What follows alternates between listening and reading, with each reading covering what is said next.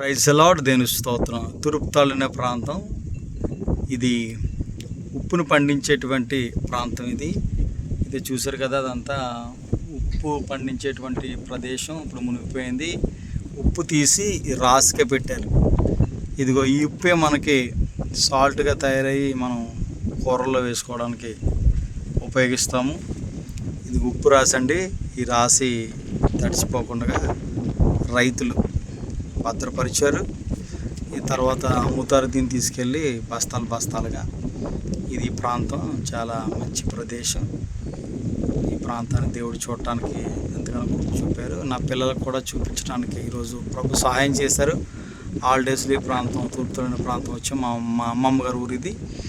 ఈ ప్రాంతంలో పిల్లల్ని చక్కగా చూపించడానికి తీసుకొచ్చాను. ఇక్కడ చిన్నప్పుడు నేను కూడా అక్కడ ఆడుకునేవాడిని. ఈ ఉప్పు మళ్ళుల్లో చక్కగా వాన కురిసినప్పుడు పెడుతూ ఉండేవాళ్ళం. చక్కగా అందరం కలిసి ఆడుకునేవాళ్ళం. అప్పుడప్పుడు నూతుల్లో కూడా మునిగిపోయేవాళ్ళం.